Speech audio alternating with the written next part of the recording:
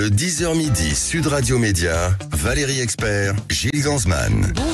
Bonjour à toutes et à tous. Bonjour Gilles. Oh là là, quelle semaine, hein, quelle Bernard semaine, Hinault.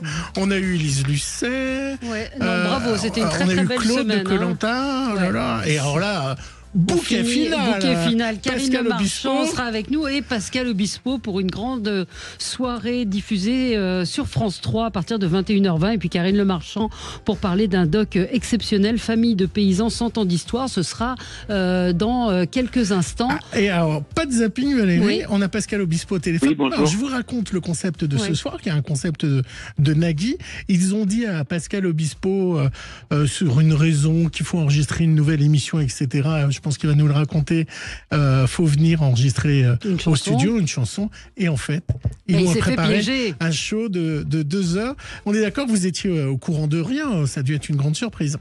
En fait, l'idée, c'est que je devais essuyer un plâtre, faire un numéro 0 pour une nouvelle émission de Nagui. Il m'avait proposé, je lui ai dit, écoute, il n'y a pas de problème, si tu veux, je te donne un coup de main. Et puis, voilà. Et puis, je me suis fait embarquer dans une voiture. Il a commencé à me poser des questions et je suis arrivé sur le plateau. Et c'est vrai qu'il y avait, je sais pas combien, 700 personnes avec des t-shirts à mon effigie. Et puis, mes musiciens. Et puis j'étais un peu perdu. Je savais pas trop quoi faire. On m'a demandé à chaque fois de m'asseoir au piano, qui a peu servi, mais à chaque fois c'était un défilé d'amis chanteurs et musiciens, voilà, tout simplement. Et c'était un très bel anniversaire. Voilà. On a vraiment vu à votre tête que vous n'étiez pas du tout au courant. Non. Ouais, je suis complètement largué parce qu'à chaque fois on me dit assieds-toi au piano, mais bon, le piano n'a jamais servi à part de faire millésime en bout de fan. Mais sinon, c'est vrai que j'étais complètement perdu. Heureusement que j'ai mes lunettes, voilà, parce que sinon mes yeux se sont retournés 100 fois pendant l'émission. Non, mais c'était vraiment une surprise. Personne n'avait lâché le morceau. C'est incroyable. Alors vous êtes très très occupé, Pascal Obispo, grosse actu, vous êtes en tournée. Ouais, beaucoup de choses qui arrivent en même temps. Et donc je vais défiler comme ça. J'avais un climax qui était vers 97 jusqu'à 2000. Là, j'ai eu beaucoup de choses. Et puis là, a priori, je savais que 2023, qui mon chiffre fétiche, allait être un chiffre important, une année importante. Et il se trouve qu'effectivement, il y a beaucoup de choses. Mon album, qui est vraiment bien publicité. Je suis très très heureux de cet album et de ce travail avec Pierre-Dominique Burgot. Et puis il y a aussi ce nouvel album avec Isabelle Adjani. L'album d'Isabelle Adjani, qui pour moi est un bijou très très très précieux. C'est incroyable. Je n'ai jamais lâché parce que ça sort vraiment de toute forme de mode. Et c'est vraiment comme Isabelle, ça la représente bien. Et je suis très très heureux que cet album aussi soit bien publicité parce que c'est vraiment un travail de... Pour vous dire, Pascal, j'ai été très touché de réentendre la voix de Christophe. Ça m'a beaucoup marqué dans cet album. Tout le monde peut trouver quelque chose, je crois, dans cet album, mais surtout une forme d'anticonformisme aussi, très très loin du diktat, voilà, une forme de chanson qu'on peut faire. Voilà, j'ai essayé de faire effectivement le contraire, ou être à l'opposé de Pulmarine, qui est évidemment un chef-d'œuvre. C'est très difficile de passer après Gainsbourg, puisque c'est son deuxième album. Mais je crois qu'on a réussi justement à sortir de cette idée reçue où tout le monde nous attendait un petit peu. Alors bon, Gainsbourg, Pulmarine, on voyait le truc venir. Obispo, est-ce qu'il va pouvoir faire mieux? Mais non, on fait pas mieux. Non, on fait autre chose. On fait pas mieux ni pire. On fait quelque chose de très très très différent qui correspond vraiment à ce qu'est Isabelle. Et sinon, vous l'avez vu à la Starac chanter avec un des candidats? Vous l'avez vu? Moi, je suis en tournée en ce moment. Oui, je suis en absolument. tournée en ce moment. Donc vous n'avez pas eu l'occasion de la voir? Je l'ai côtoyée en studio, donc moi je connais Isabelle, donc pas besoin de la voir à la télé. Mais c'était par rapport au candidat, c'était d'avoir votre retour sur cette version. Je suis en tournée en ce moment. On va écouter un extrait de votre nouveau single, Comment s'aimer. Comment savoir comment s'aimer? Comment savoir comment s'aimer? Comment savoir comment s'aimer? Quand on vous croise dans les couloirs, vous avez un t-shirt où il y a écrit la guerre est finie. Ça a une autre signification maintenant. Oui, non, mais c'est la seule résonance qu'il faudrait pouvoir vivre. C'était la petite phrase en dessous, si vous le voulez. Voilà, si vous le désirez. Oui. On est un peu victime et esclave de la bêtise de pas mal de gens. C'est un peu affolant et assommant. Voilà. Bon, écoutez, je sais pas quoi vous dire d'autre. Je vais rester dans ma fonction d'artiste, essayer de créer du bien-être pendant ce temps. Merci beaucoup Pascal Obispo. Encore une fois, vous êtes en tournée. Il y a plusieurs dates, Gilles, un petit peu partout en France. Alors vous pouvez aller le voir le 5 décembre à Montpellier. Alors après c'est le sud, Montpellier, le 6 Nice, le 8 à Marseille, le 9 à Toulon, le 15 à Limoges et ce soir il est à Reims. Merci beaucoup. À bientôt. Très bien. Merci beaucoup Pascal Obispo. Votre nouvel album Le Beau qui pleut et puis cet album évidemment avec Isabelle Adjani également et puis votre single qu'on a écouté tout à l'heure. Merci à vous. Dans un instant, c'est Karine Le Marchand qui sera avec nous pour parler agriculture évidemment. Le 10h midi Sud Radio Média, Valérie Expert, Gilles Gansman. Sud Radio Média, l'invité du jour. L'invité du jour, elle est croix d'officier du mérite agricole.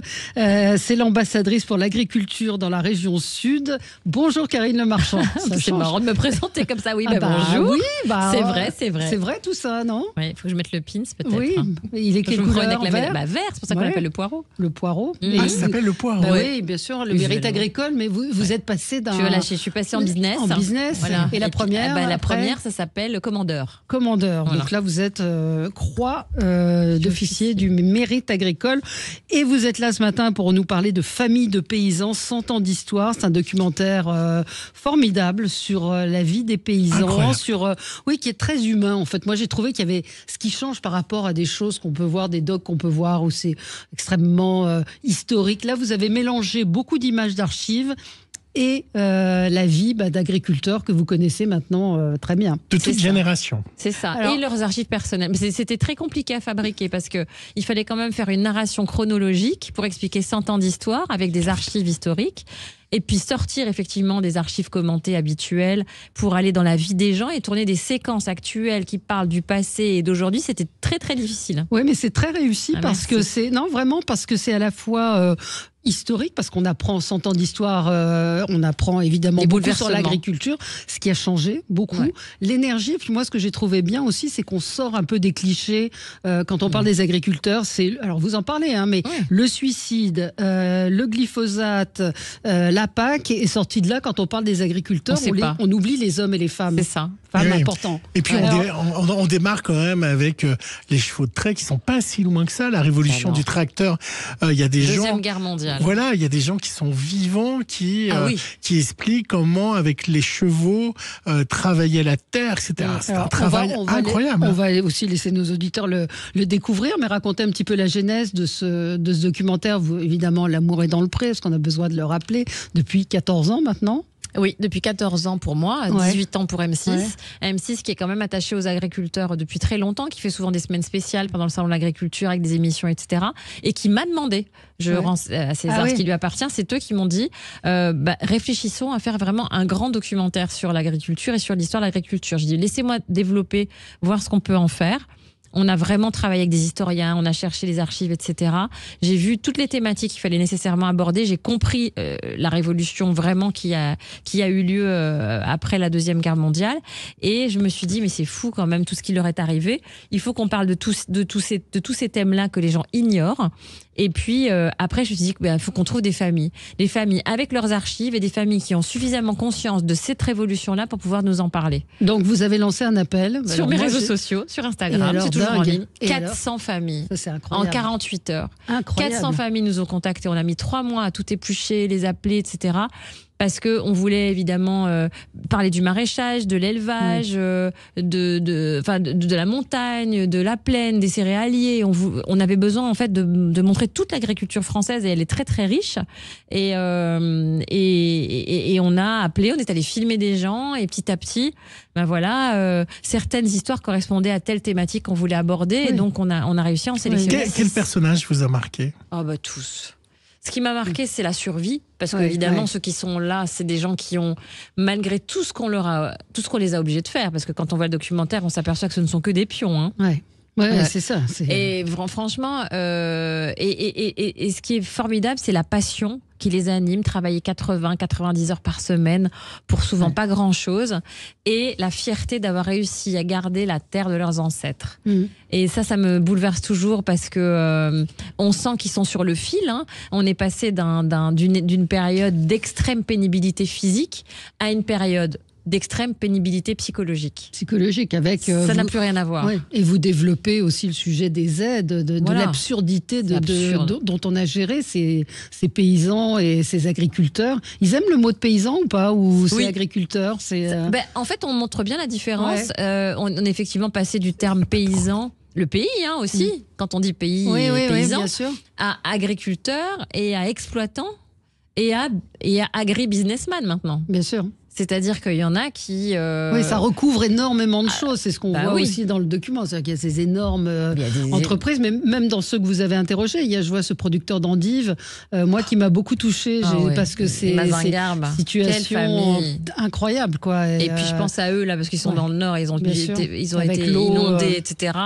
Ce qui est formidable avec ces gens et bouleversant, c'est quand ils nous disent « Mais même si on fait tout bien, Karine, même si on fait comme il faut, qu'on respecte toutes les normes, tout ce qu'on nous dit, etc., qu'on fait dans les temps et tout, qu'on travaille jusqu'à en mourir, s'il y a une inondation, s'il y a une sécheresse, en fait, on perd tout. Ouais. Ne jamais savoir ce qu'on va gagner l'année d'après, c'est dur, quoi, psychologiquement. Ouais. Vous avez le sentiment qu'on les connaît mal, malgré...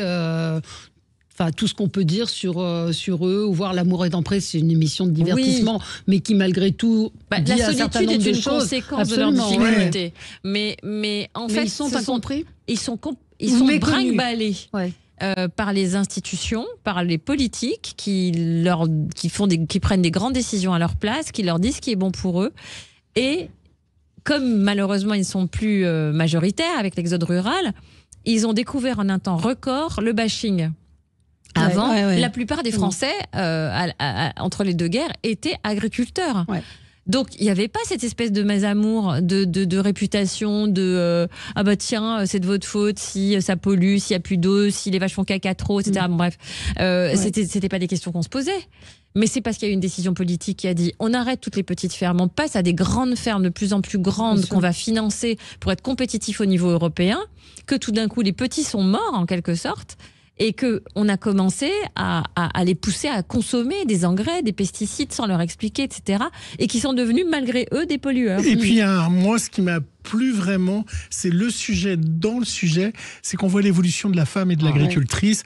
On voit au départ cette femme qui est incroyable, qui explique que le tracteur est assuré, mais s'il lui arrive quand elle a un doigt coupé... elle n'existe pas. Elle n'existe pas, pas de numéro de sécurité sociale.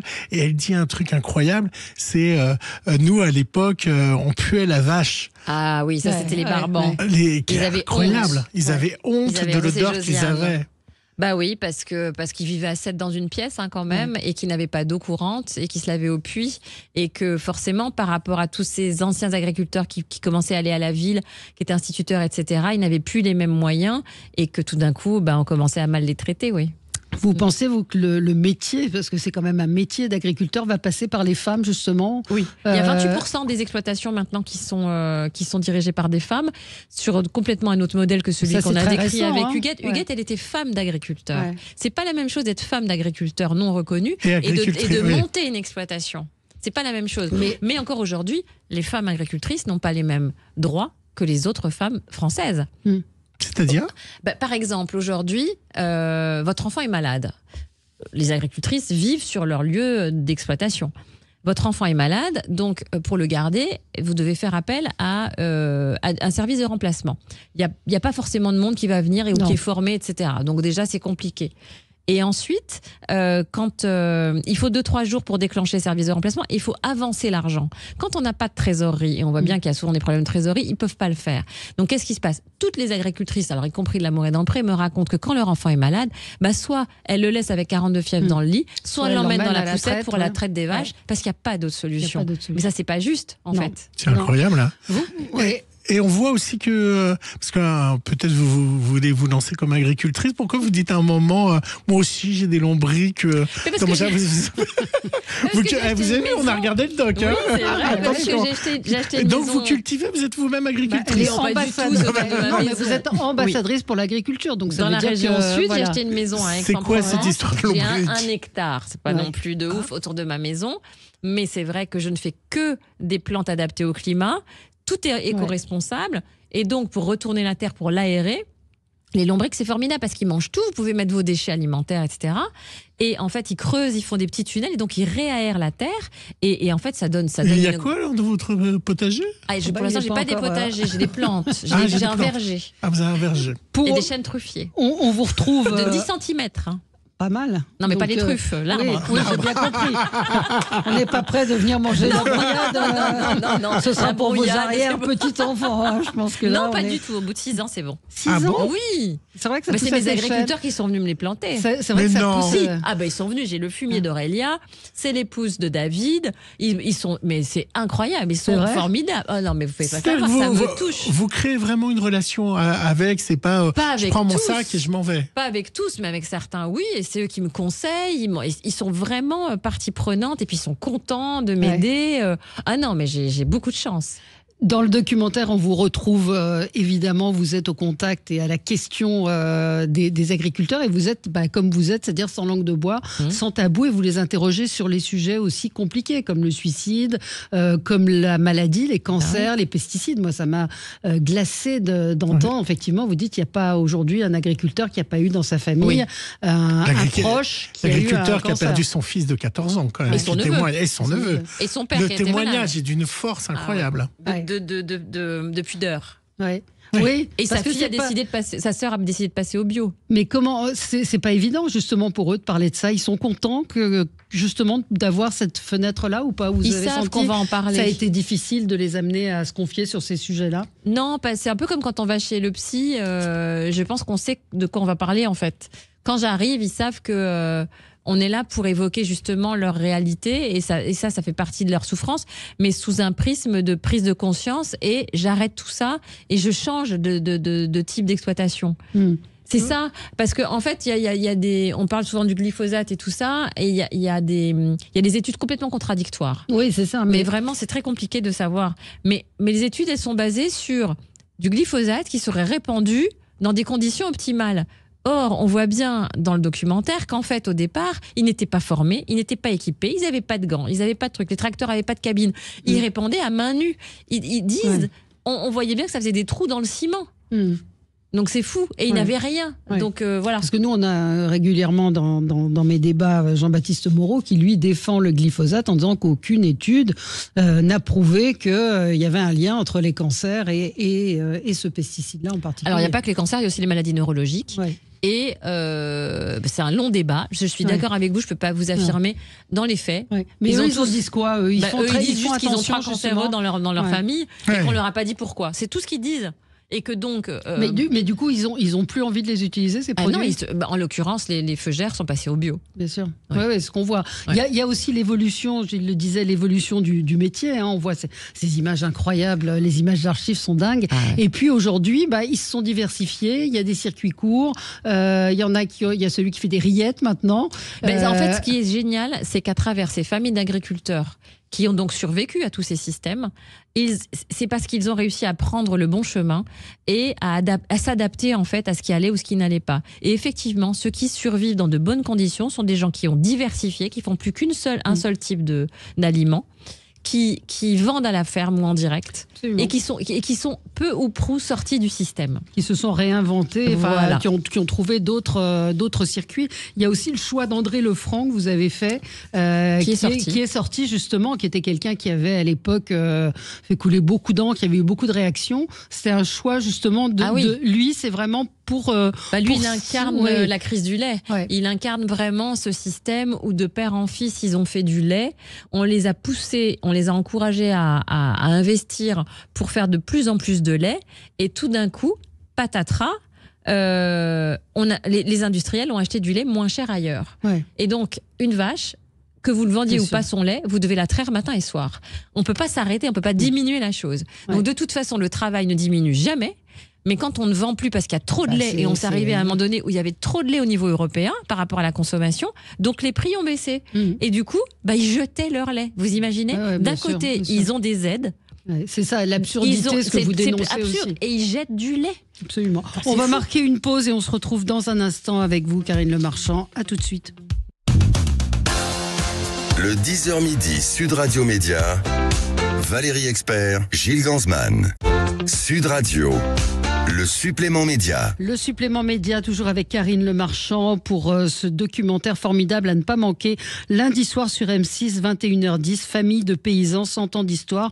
Je pense que tous les Français ont un lien avec la campagne, avec, on a tous connu Un grand-parent, ouais. une ferme. Moi, j'ai une lointaine cousine. J'adorais faire je vous raconte ma vie. Parlez-vous de cuisine. J'adorais. Allons-y. Non, mais elle faisait le beurre et elle allait livrer dans le village. C'est ça. Elle allait livrer dans le village. J'adorais faire la tournée avec elle. C'était aussi voilà.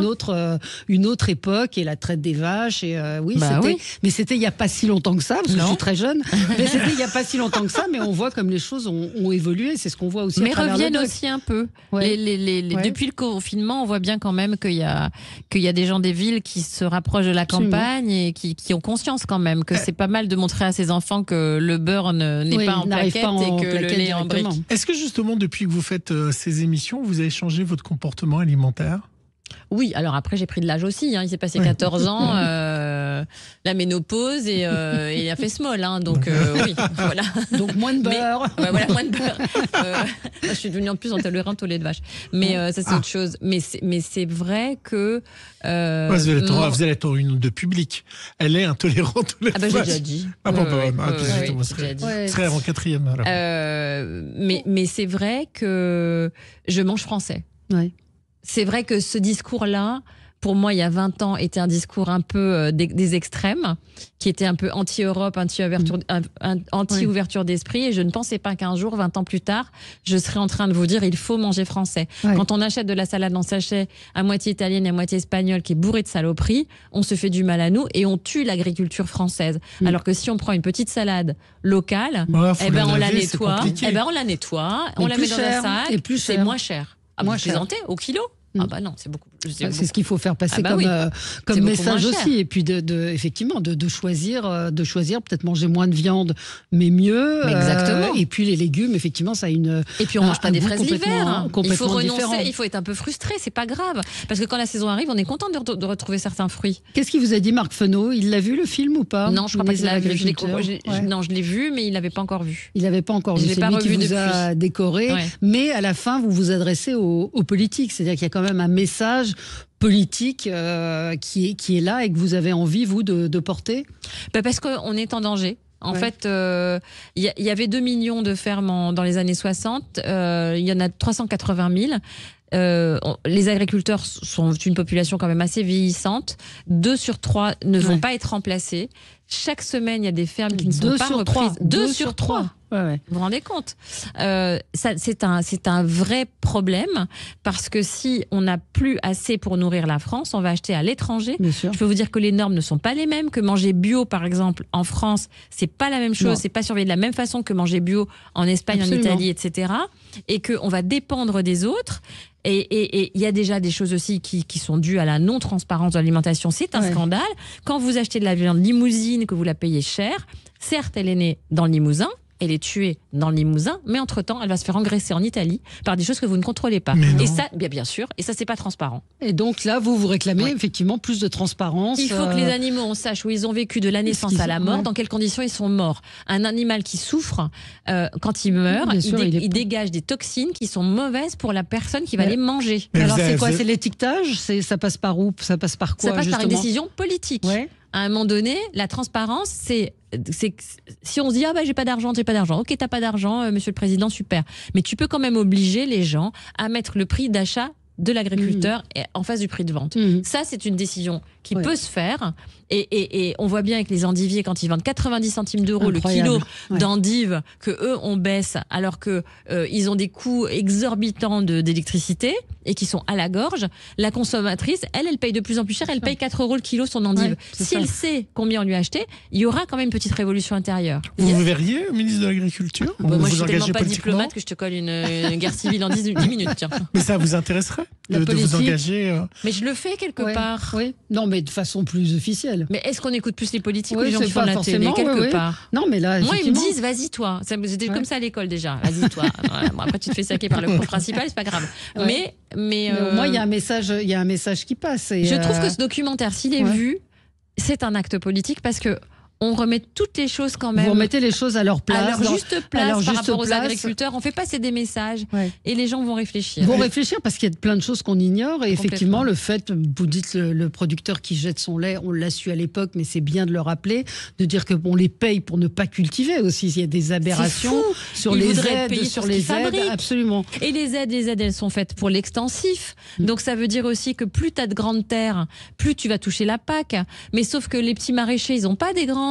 Les bio, ils n'ont pas des grandes exploitations, ils ne sont pas aidés, les éleveurs, ils ne sont pas aidés de la même façon. Ça, la PAC, ça a été fait pour les céréaliers. Vous savez qui touchait le plus la PAC jusqu'à il y a 3 ans? Les grosses, très grosses Quelle structures. est la personne en Europe qui touchait le plus de PAC? On parle de dizaines de millions d'euros chaque année. La reine d'Angleterre. C'est normal? Bah non. Voilà. Non, c'est pas normal. Avec le Brexit, il ne touche plus, mais est-ce que c'est normal? Non. Franchement. Il faut que les choses changent. Que ça change. Vous pourriez pas être ministre. On aurait une guerre avec les Anglais, on pourrait pas. Vous voyez combien de temps à la tête de L'amour est dans le pré? Vous avez une date ou pas comme PPDA? Non, je ne me mets pas de date, moi. Ça m'a donné le déambulateur dans la boue, ça n'ira pas. Faudra que je m'arrête avant. Mais vous n'avez pas de date? Vous n'en avez pas marre? Vous étiez un peu déçu, j'ai vu dans la presse de cette saison, c'était pas... c'est un couple, et quel couple? C'était quand même un bilan un peu catastrophique quand même, oui. Ouais. Mais c'est la vie. Ça montre aussi les gens qui disent est-ce que c'est pas un peu triché, L'amour est dans le pré? Tu vois bien que non, parce que voilà. Mais c'est surtout qu'il y a beaucoup d'histoires qui ont pété juste avant le bilan. Donc moi j'avais tout préparé, j'étais contente de rencontrer un tel, une telle. Je me suis dit il y a eu 8 couples quand même à la sortie des vies à la ferme. Donc c'était super. 2 mois après, 1. Je me dis, mais qu'est-ce qui s'est passé? Et chaque fois, j'en ai qui arrivaient tout seuls. Je me dis, mais quoi? Ils étaient tellement mignons ensemble. Puis voilà, mais c'est la vie. Vous pourriez vivre avec un agriculteur? Vivre tout le temps, non, parce que je travaille.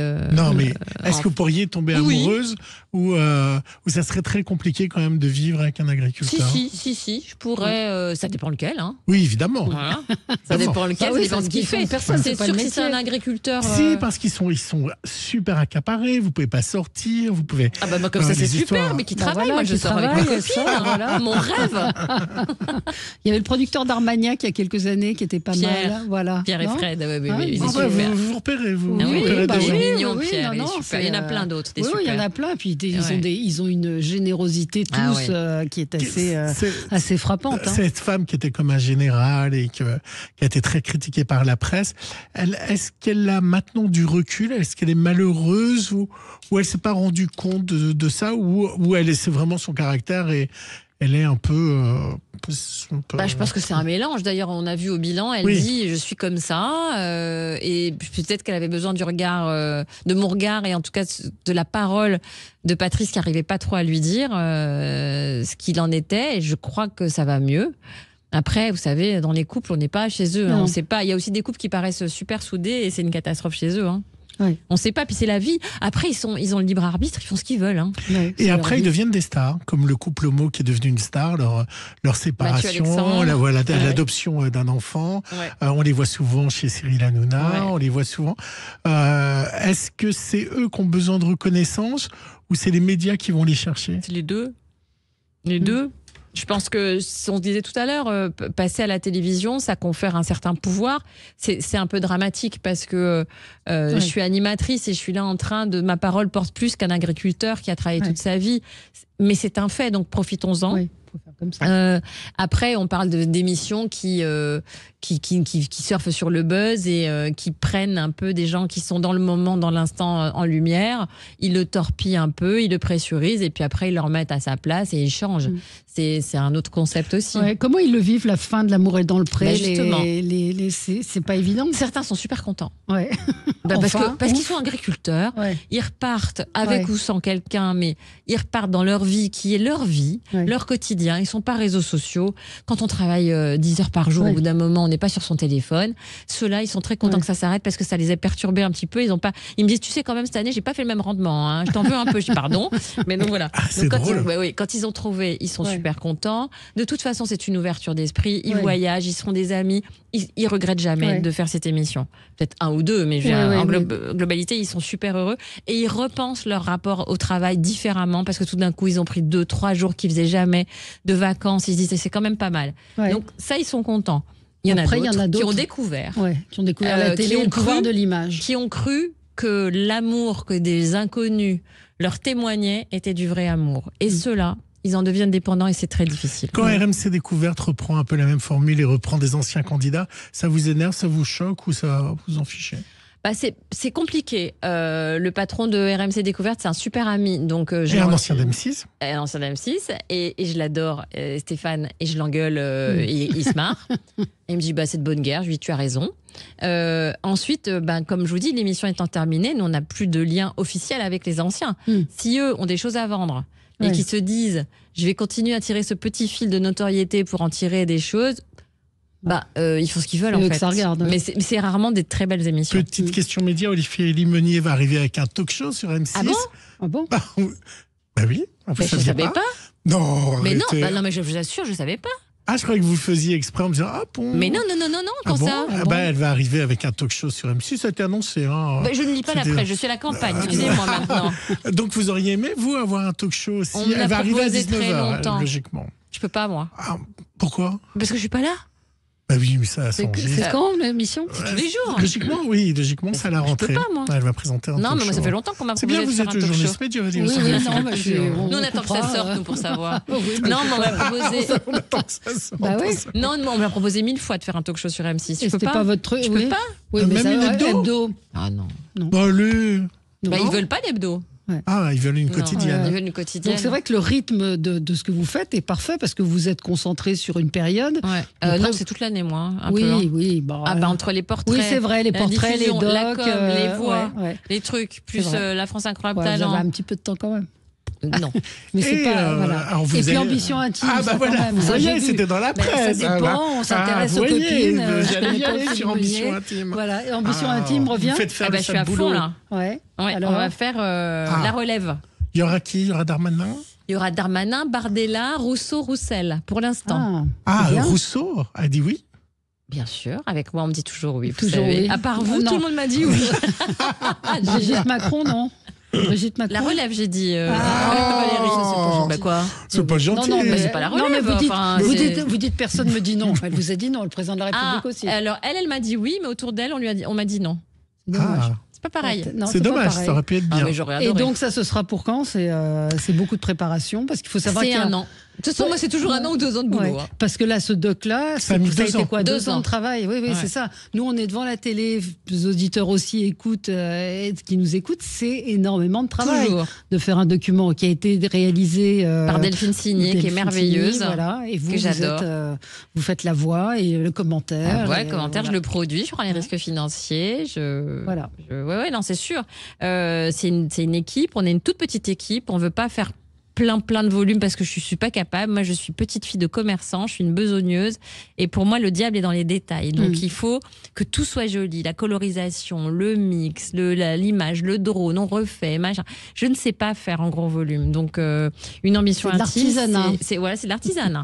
Et une ambition intime, il faut vraiment connaître la personne pour en faire vraiment un portrait au cours d'eau de ce qu'elle est vraiment. Donc on va les suivre, on va les filmer chez eux. Avec leurs amis. Vous les rencontrez un petit peu avant? Vous passez du temps avant? Ah bah oui.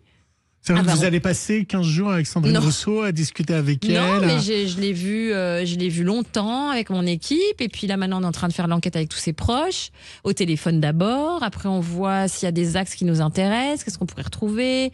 Des choses à tourner. Après, on va partir en séquence, les archives. Et après, seulement quand on a tout ça, on fait l'interview. Le canapé. Voilà, le canapé. Le canapé. Lundi soir, donc sur M6, 21h10, à ne pas manquer, Famille de paysans, 100 ans d'histoire.